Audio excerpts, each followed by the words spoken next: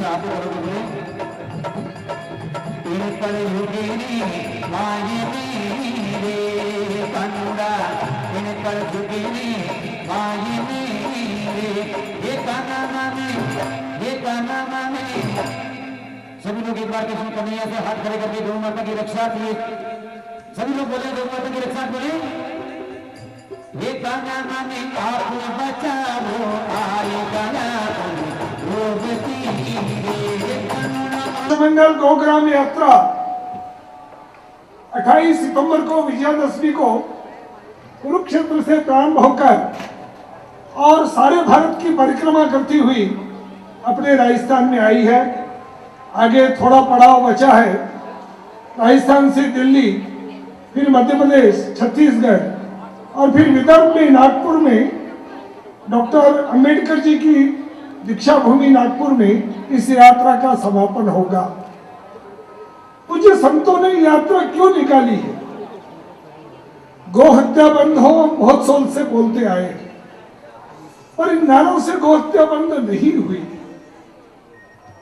और गाय को हमने दूध देने वाला एक जीव मान लिया। दूध नहीं देता तो घर से निकाल दो, वो प्लास्टिक खाती है, डंडे खाती है और कसाई उसको ले जाकर और उसकी दुर्दशा करता है। संतों ने विचार किया कि गाय का अगर आर्थिक पहलू, गाय का सामाजिक पहलू, यह अगर समाज को समझा दिया तो गाय नहीं कटेगी। और इसलिए संतों ने कहा है कि इस यात्रा के द्वारा देश को रोग मुक्त, कर्ज मुक्त, प्रदूषण मुक्त, अन्न युक्त, ऊर्जा युक्त, स्वावलंबी, समर्थ भारत बनाना, ये इस यात्रा का उद्देश्य है। कैसे होगा ये सब? तो गाय के गोबर गोमूत्र की कीमत अगर हम समझ गए, मैं आपको आज गारंटी देता हूं, जिसके घर में एक गाय है वह 100 रुपया रोज गोबर गोमूत्र से आज कमा सकता है और कोई कुशल व्यक्ति 500 रुपया रोज आने वाले कुछ समय बाद कमा सकता है केवल गोबर गोमूत्र से। कैसे? तो सब प्रकार के रोग का इलाज गोबर गोमूत्र से हो सकता है।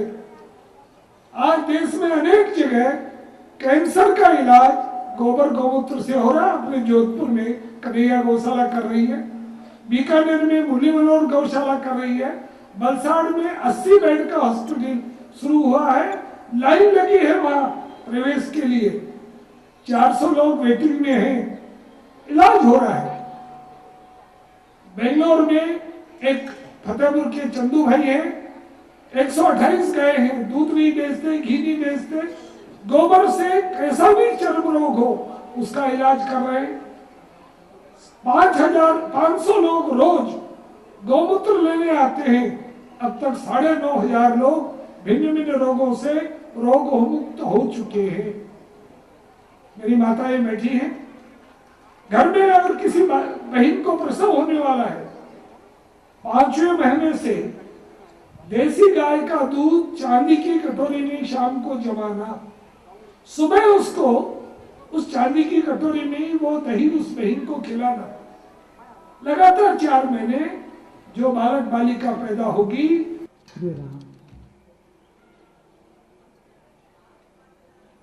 ध्यान मूलम गुरुर्मूर्ति,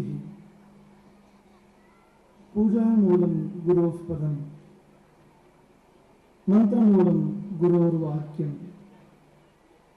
मोक्ष मूलम गुरो कृपा।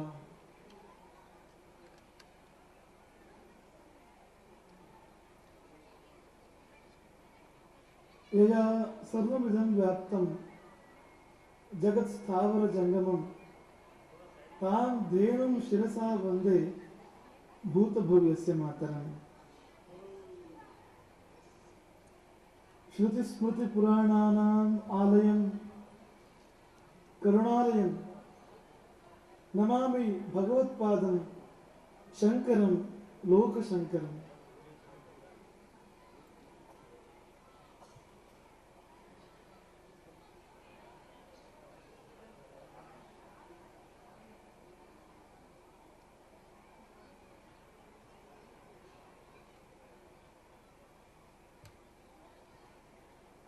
विश्व जननी परम पावनी श्री गौ माता के चरणों में अनंत प्रणाम समर्पण करते हैं।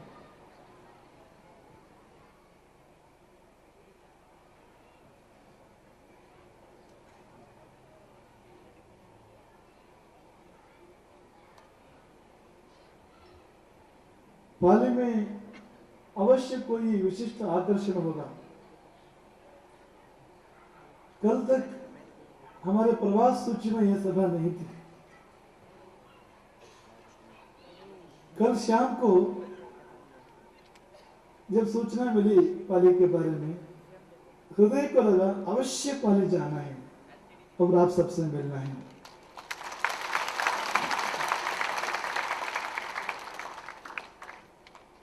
शायद यहाँ गाय बहुत अच्छी तरह पाली जाती है इसलिए पाली होगी।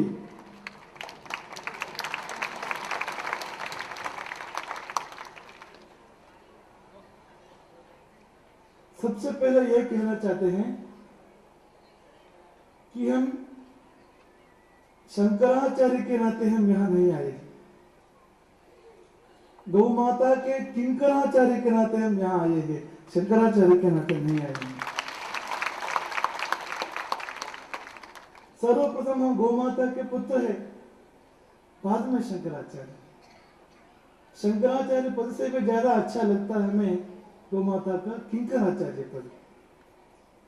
हमें गौ माता की सेवा करनी है। हिंदू धर्म का आधार है गौ माता। अगर वो कटती तो हम इस पीठ में, इस पद में रहकर क्या फायदा, क्या लाभ? गाय कटती है, शंकराचार्य चुप है, इसके क्या अर्थ? जिस उद्देश्य के लिए आदि शंकराचार्य ने, हे परम पूज्य गौ माता, आप ममतामयी करुणामयी माँ है, करुणामयी माँ है। आप सभी कामनाओं की पूर्ति करने वाली कामधेनु है।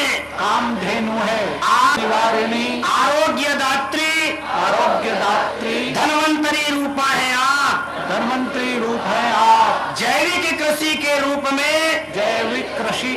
में समृद्धि धन देवी है आप। परम पूज्य गौ माता, भारत माता वह अपने पूर्वजों का स्मरण कर मैं प्रतिज्ञा करता हूँ कि मन वचन कर्म से आपकी तथा आपके नैसर्गिक जल जमीन जीव समूह जंगल एवं जन के पवित्र स्थान ग्राम की सुरक्षा संवर्धन एवं सेवा के लिए सदैव सक्रिय रहकर समाज में आपकी पुनः प्रतिष्ठा करूंगा। मेरा ग्राम मेरा तीर्थ बने। इसके लिए ग्राम की प्राचीन धरोहर को सुरक्षित रखते हुए उसे सुंदर स्वावलंबी बनाने के लिए मैं तन मन धन से प्रयत्न करूंगा। हे माँ, इस शुभ संकल्प की पूर्ति के लिए मुझे